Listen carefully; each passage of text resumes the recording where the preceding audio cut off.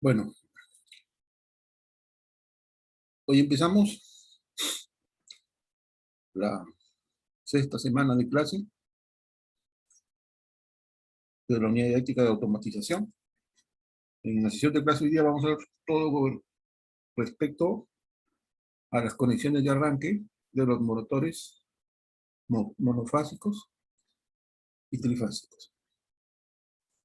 O sea, cómo se hace la conexión para el arranque de motores monofásicos o trifásicos, ¿no?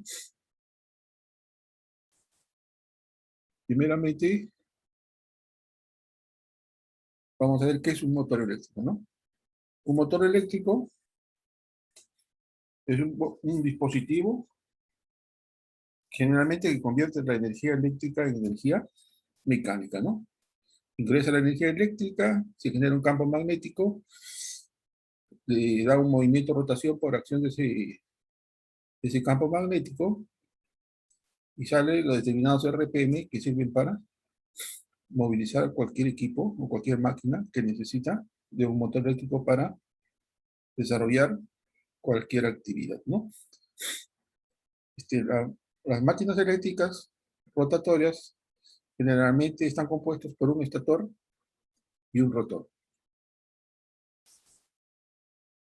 Un motor eléctrico, acá podemos ver, se ha hecho un corte acá al motor eléctrico y vemos en la parte superior la placa de bornes, el estator, que generalmente es la parte fija del motor, por eso se dice estator.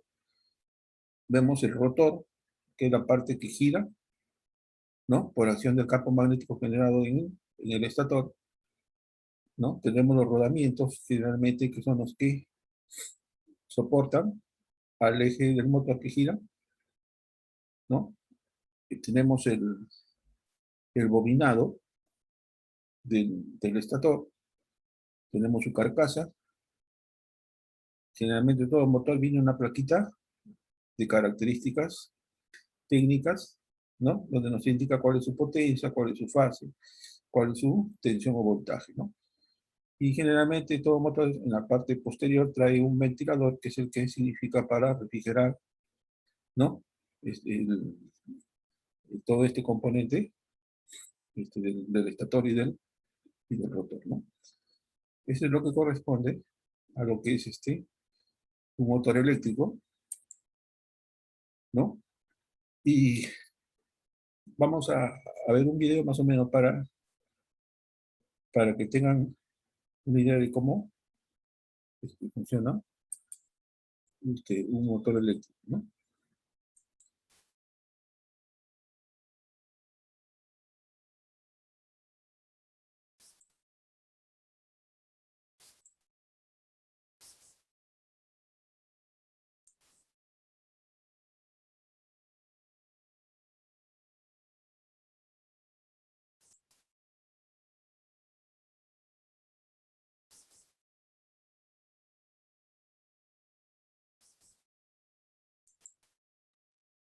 En este vídeo vamos a ver el funcionamiento de uno de ellos y a conocer en detalle su estructura. El motor de inducción tiene un aspecto similar a este. Convierte la energía eléctrica en energía mecánica que podemos utilizar para impulsar bombas, ventiladores, compresores, engranajes, poleas, etc. Casi todas las piezas se encuentran dentro de la carcasa principal. En la parte delantera encontramos el eje, que es la parte que gira y a la que podemos conectar cosas como bombas, engranajes y poleas para que hagan su trabajo. En la parte trasera encontramos el ventilador y una cubierta protectora. El ventilador está conectado al eje, por lo que gira siempre que el motor funciona.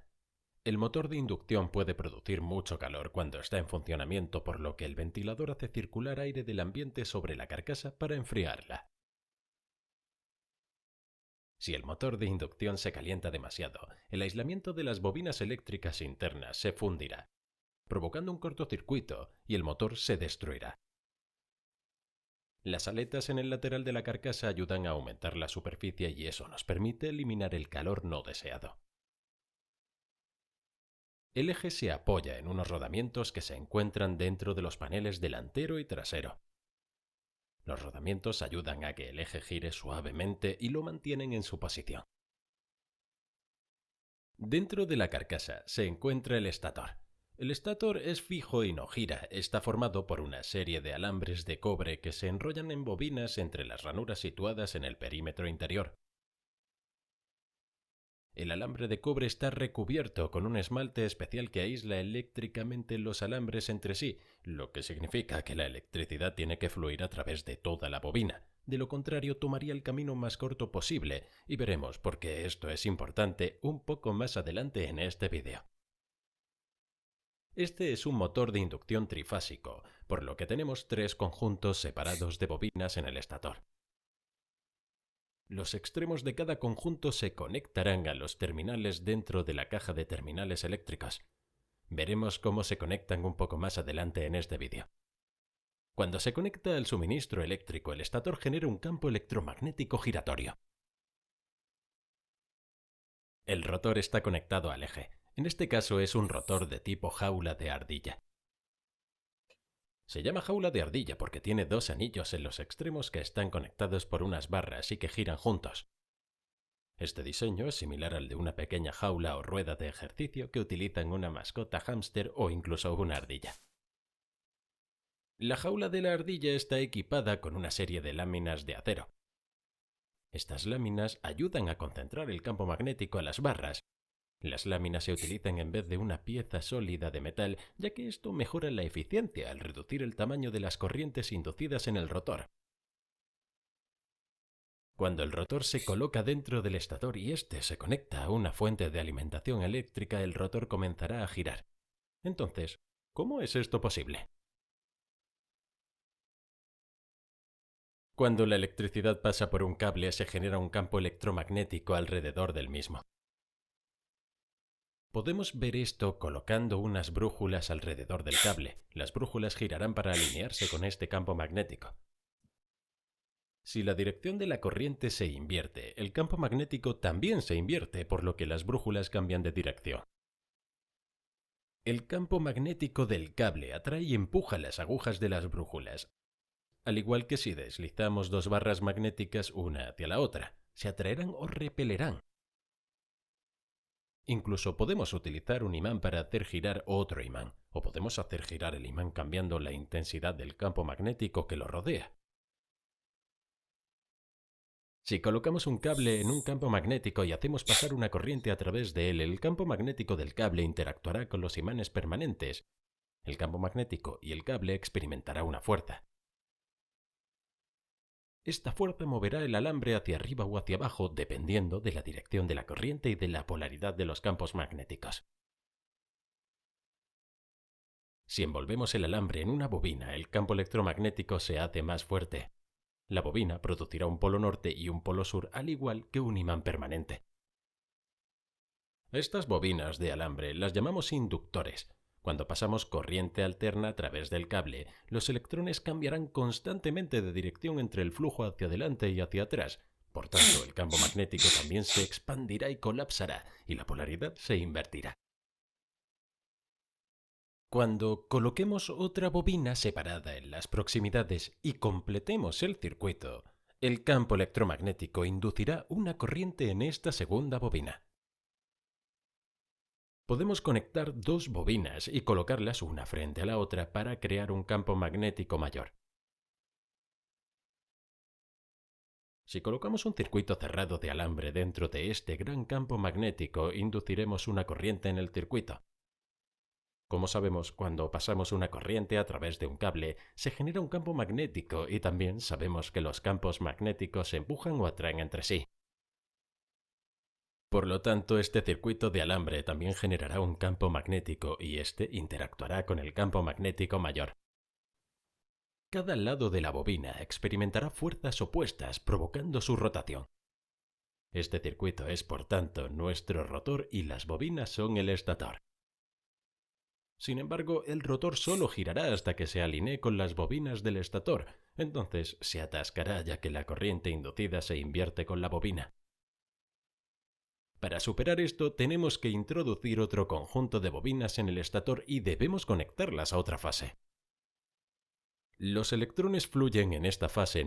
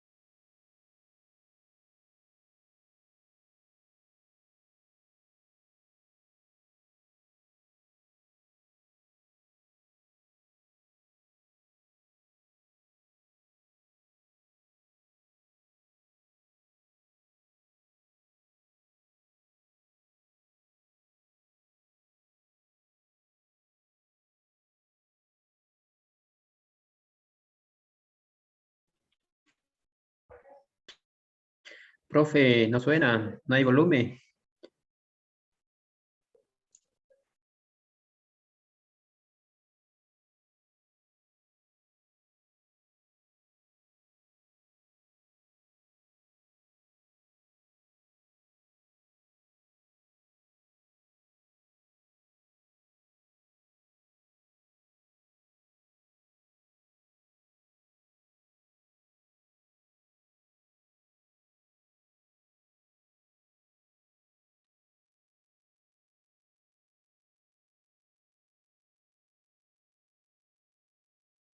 más de hacerlo. La primera es la configuración en triángulo. Para ello, conectamos las terminales de U1 a W2, V1 a U2 y W1 a V2. Esto nos dará nuestra configuración en triángulo. Ahora, cuando proporcionamos corriente alterna a través de las fases, vemos que la electricidad fluye de una fase a otra, ya que la dirección de la corriente alterna se invierte en cada fase en un momento diferente. Por eso tenemos las terminales en diferentes configuraciones en la caja de terminales, porque así podemos conectar fácilmente entre ellos y permitir que la electricidad fluya entre las fases a medida que los electrones se invierten en diferentes momentos. Otro modo en el que podemos conectar las terminales es utilizando la configuración en estrella. En este método conectamos las terminales W2, U2 y V2 en un solo lado. Esto nos dará nuestra conexión equivalente en estrella. Ahora, cuando pasamos la electricidad a través de las fases, vemos que los electrones se comparten entre las terminales de las fases. Debido a sus diferencias de diseño, la cantidad de corriente que fluye en la configuración en estrella y en triángulo es diferente, y veremos algunos cálculos para esto.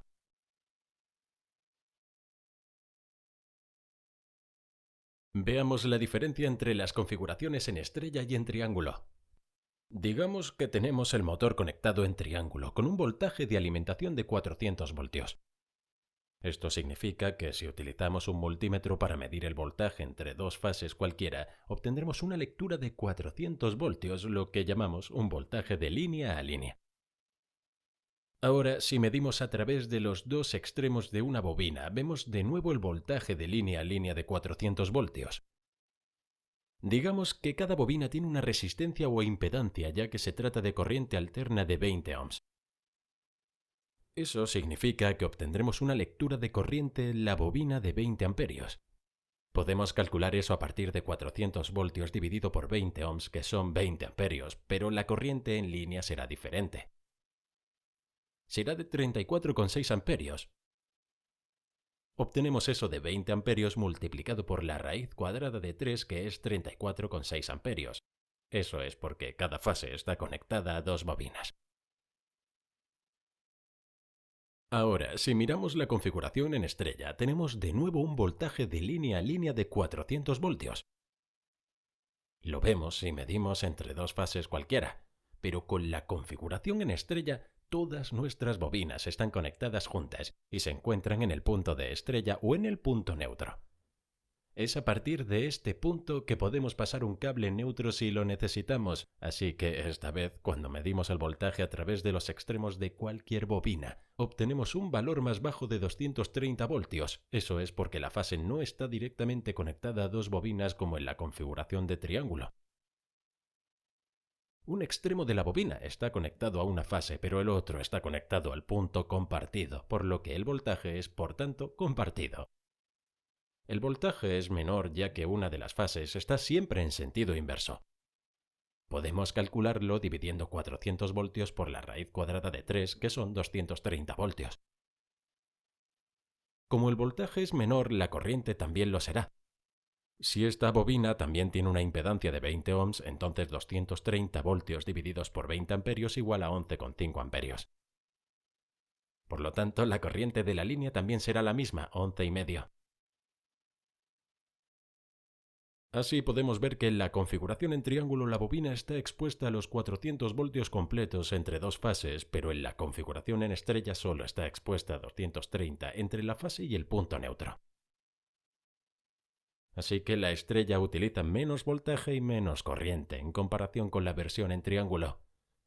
Bien, eso es todo por este vídeo, pero para seguir aprendiendo sobre ingeniería eléctrica, consulta ahora uno de los vídeos en pantalla y te espero en la próxima lección.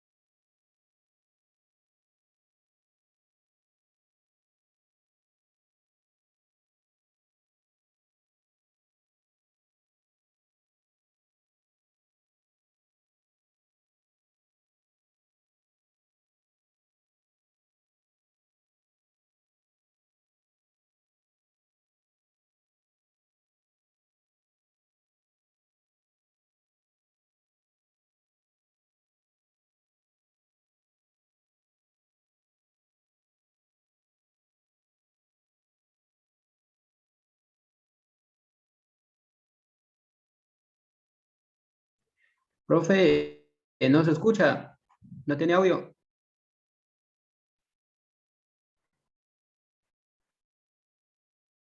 Hola, profe.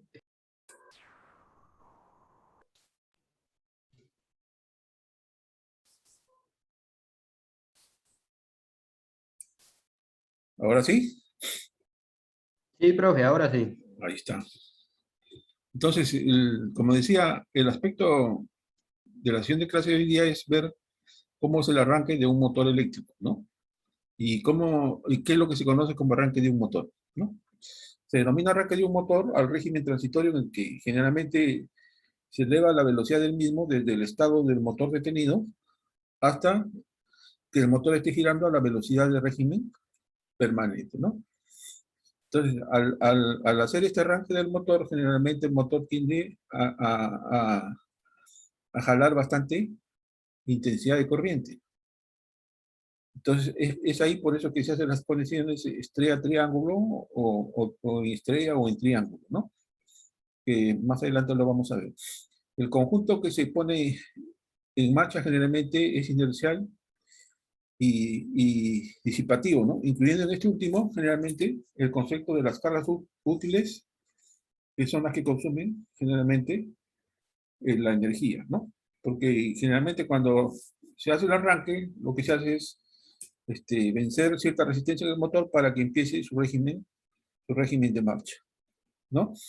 Entonces, el estudio del arranque de los motores es de gran importancia práctica, generalmente porque la elección correcta de las características de los motores eléctricos y arrancadores a instalar generalmente están basados en el conocimiento particular de este régimen transitorio, ¿no? O sea, este régimen transitorio se refiere a que solamente se da al inicio del arranque del motor, ¿no? Del arranque del motor, donde hay alto consumo de intensidad de corriente, ¿no? Para vencer la inercia del motor.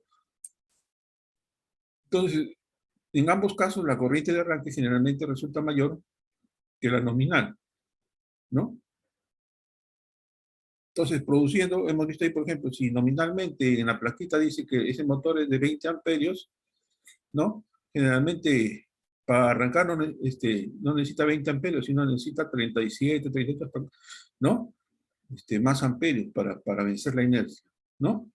Y esto produce perturbaciones en la red de distribución, ¿no? Porque esto genera más energía y puede haber cortocircuitos o sobrecalentamiento, ¿no?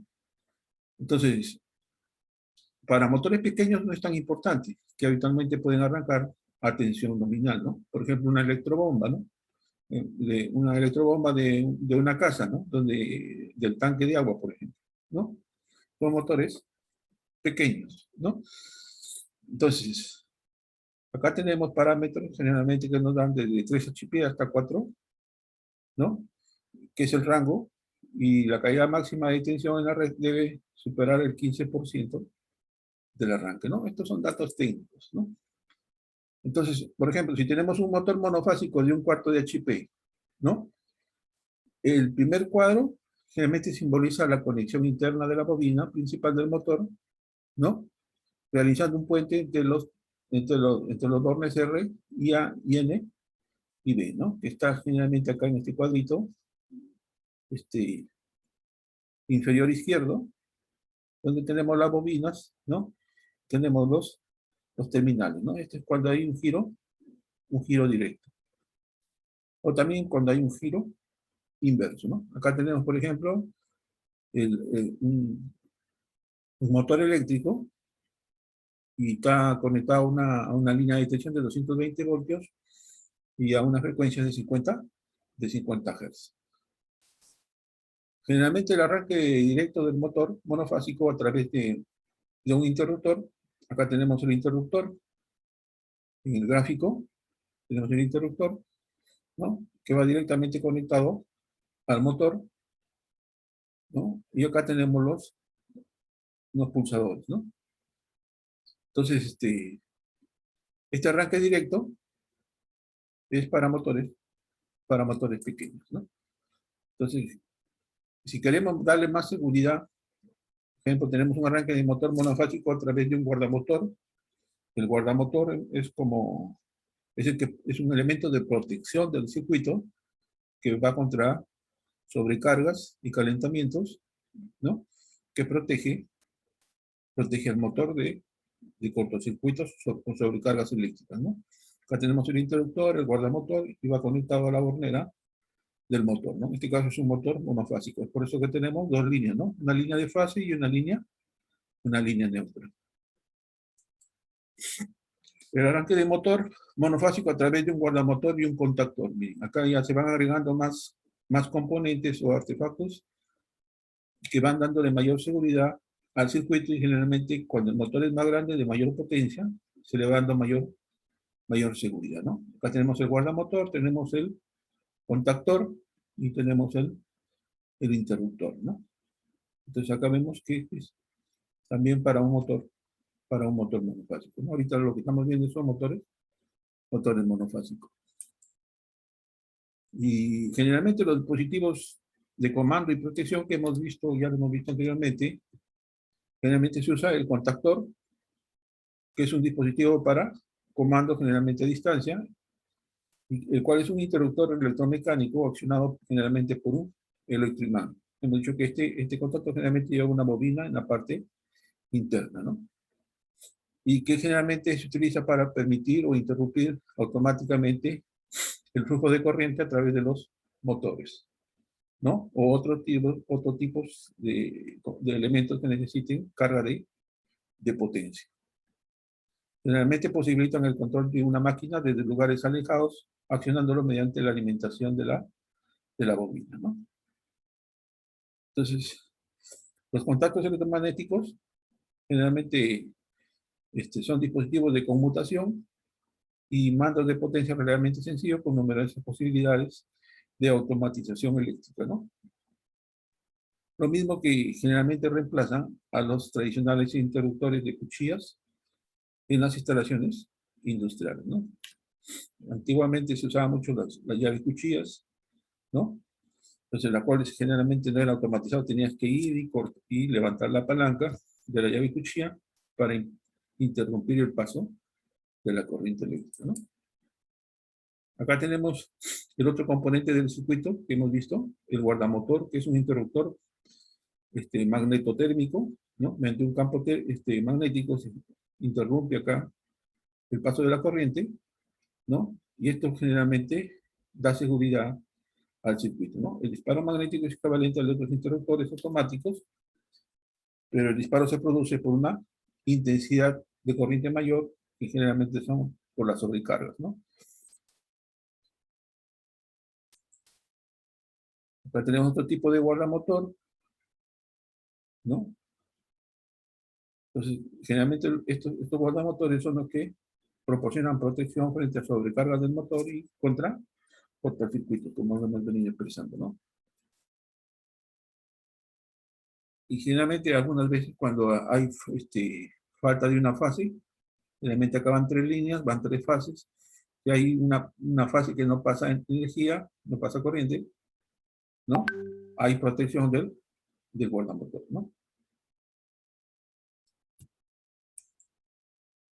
Y el interruptor diferencial, que es el otro componente que también se usa en los arranques de motores, que pueden ser monofásicos o trifásicos, que van conectados al circuito de potencia, ¿no?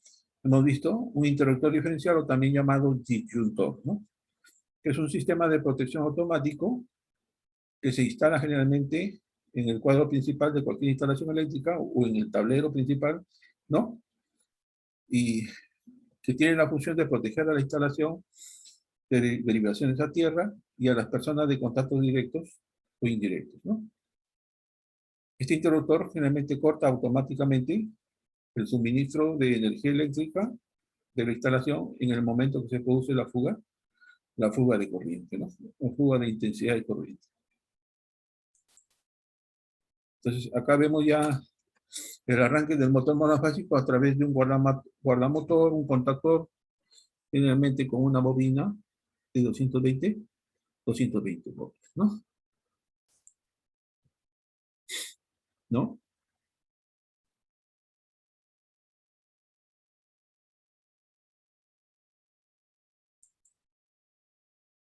Ya se nos quiere ir el Zoom.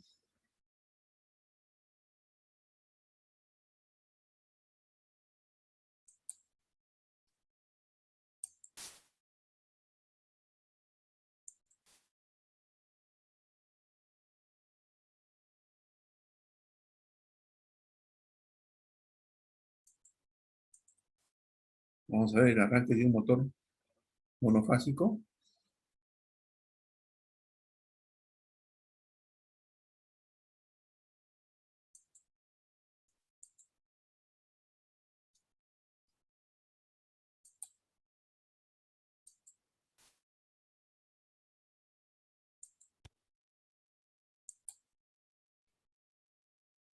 En esta ocasión vamos a presentarte el tema del arranque paro de un motor monofásico.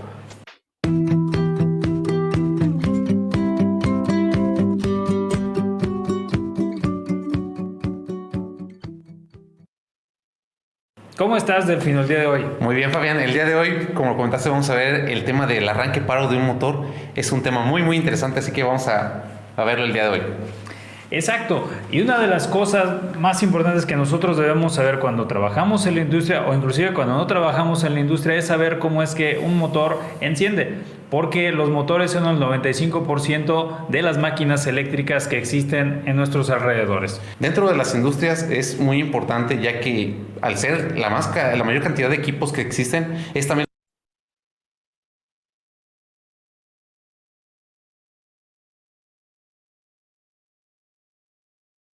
la mayor cantidad de equipos que fallan, y muchas veces ya no sabemos cómo hacer que este equipo nuevamente vuelva a trabajar. Se detiene y ¿ahora qué hacemos? Eso es lo más importante. Afortunadamente, el día de hoy vamos a revisar cuáles son los dispositivos que intervienen en un arranque paro de un motor monofásico, que es el motor también más común, porque todos tenemos generalmente uno, aunque sea en nuestra casa, que es el motor que enciende para que sube el agua al tinaco y de esa manera tengamos el líquido vital. Un claro ejemplo es este motor era de una bombita, solamente que lo adaptamos para poder trabajar y hacer nuestras prácticas dentro de ello con este motorcito monofásico que era de una bombita. Exacto, y por eso nos quedamos sin agua en el estudio. Exactamente, así que pues... Muy bien, pues vamos a revisar ahora por qué es tan importante este arranque de tensión plena y qué otros tipos de arranque existen. Bueno, dentro de los tipos de arranque existen los tipos de arranque a tensión plena y a tensión reducida. El arranque a tensión plena es el más común que existe dentro de toda la industria, incluso de nuestras casas. Muchas veces el motorcito que trabaja es un arranque a tensión plena, así que es el más común que existe. Dentro de los a tensión plena, los más comunes son el arranque paro, que es el que vamos a revisar el día de hoy, y el arranque reversible, que ese lo podremos revisar en algún momento posterior. Perfecto. ¿Y qué otros tipos de arranque existen, por ejemplo, en las industrias? Ok, dentro de la industria existen los más comunes son los arranques a tensión reducida, ya que esos tipos de arranques son para motores de mayor capacidad. Este motorcito que vamos a trabajar el día de hoy es de medio caballo, es un motor muy pequeño, es medio HP, así que como en las industrias sabemos, tenemos motores de más de... un HP, tenemos motores de 30 HP, de 50 HP y no podemos arrancarlos a tensión plena. El problema de esto es el consumo de corriente que consumen al arranque, así que por eso no se pueden hacer arranques a tensión plena. Se utilizan arranques a tensión reducida. Hay muchos tipos de arranque a tensión reducida. Por ejemplo, el Estrella Delta. Era un arranque muy común hasta hace tiempo. Muchos equipos los han venido dejando obsoletos, pero sin embargo todavía se siguen encontrando dentro de las industrias. Este tipo de arranque se utiliza por medio de puros contactores y un motor de 6 puntas. También lo podríamos revisar nuevamente posterior. Otro equipo es el por autotransformador. Un transformador que lo que hace es reducir la tensión para que el motor arranque con una tensión más baja. ¿Qué pasa cuando arrancamos un motor con una tensión más baja con una misma conexión? Lo que pasa es que la corriente de arranque se reduce. Claro, cada uno de ellos tiene sus pros y sus contras. La mayor contra que tienen estos es de que al hacer un cambio con contactores, estos contactores al hacer el cambio hacen que nuevamente la corriente suba. Por eso también se han utilizado ya nuevos dispositivos que ya no son tan nuevos, ya realmente ya en las industrias son muy comunes, lo que es los soft starters o los arrancadores suaves y los inversores o los drives también son muy comunes ya en la industria, son los tipos de arranque a tensión reducida. Que de hecho es una de las cosas de las cuales vamos a estar hablando en el canal en los siguientes videos. Vamos a realizar prácticas con variadores de velocidad, con motores trifásicos, vamos a revisar otro tipo de arranques para que podamos ver todos los diferentes tipos de arranques, cuáles son sus ventajas, sus desventajas, cómo podemos nosotros resolver algún problema de control que exista o también cuáles son las fallas más comunes en este tipo de arranques. En ese momento también es importante mencionar que cada uno de estos dispositivos, vamos a hablar un poco acerca de ellos. No sé si quieras comenzar. Claro que sí. Dentro de un arranque a tensión plena, como es el caso que vamos a ver el día de hoy, este tipo de arranque lo vamos a utilizar como motor monofásico, pero también se puede utilizar en un motor trifásico. Es el más común dentro de la industria. Incluso al ser el más común es el que más fallas ocasiona y es el más, también cuando se entiende, es el más sencillo de identificar las fallas.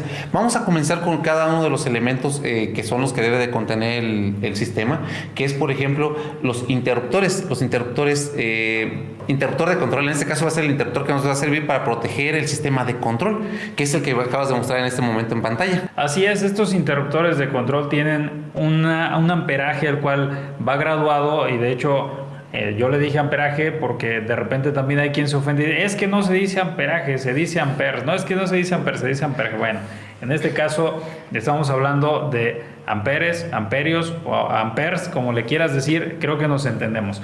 En este caso, este tipo de dispositivos sirven porque por si existiera un cortocircuito en nuestro control eléctrico, lo cual nos va a ayudar a proteger el sistema de control para que no exista un parpadeo como lo estamos viendo ahorita en nuestra luz de nuestro estudio. Muy bien, pues este dispositivo de control nos ayuda a proteger nuestro circuito de control por si llega a haber un cortocircuito o también una sobrecarga.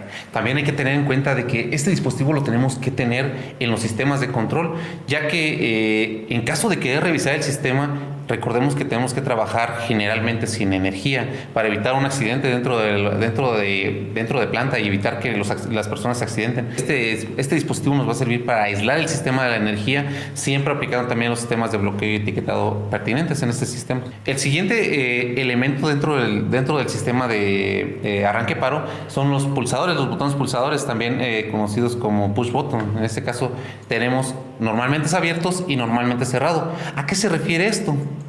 Bueno, el normalmente cerrado es el que siempre nos va a servir como paro. Este sistema, este botón, al pulsarlo tiene un contacto normalmente cerrado y cuando lo pulsamos abre el sistema. Cuando lo abrimos podemos dejar fuera o desenergizar un sistema eléctrico. Lo vamos a ver posteriormente ya con el sistema. También el botón pulsador normalmente abierto es el que generalmente nos va a dar el arranque o el permisivo para que el sistema comience a trabajar. Este generalmente o comúnmente se encuentra conformado por un botón pulsador y un sistema o un contacto normalmente abierto. Esos sistemas o estos botones son los que nos van a dar el arranque y el paro del sistema. En sistemas más complejos ya requeriríamos más botones pulsadores abiertos o cerrados, dependiendo del sistema que se quiera hacer. También algunas veces se recomienda que se tenga un paro de emergencia. Así que son los botones que nos van a servir para arrancar y parar el sistema. Claro, en este caso la práctica que nosotros preparamos en este momento es una práctica muy sencilla, pero muy sustanciosa en la cual vamos a aplicar todos estos elementos para que tú puedas ver cómo es que se cablea, cómo es que podemos utilizar este sistema de arranque paro y cómo puedes implementar uno tú mismo. Hablando del cableado, el cableado es un cableado muy sencillo y solamente se hizo para la práctica, porque muchas veces he visto que el cableado no es el adecuado, pero en este momento solamente es para práctica, es meramente práctico. Sí, desde luego hay muchas consideraciones que en la realidad se deben de tomar, como fijar los dispositivos. En este caso preparamos una práctica con la cual podamos aprender rápidamente y que a nosotros no nos lleva tanto tiempo porque también tenemos que trabajar. Exactamente.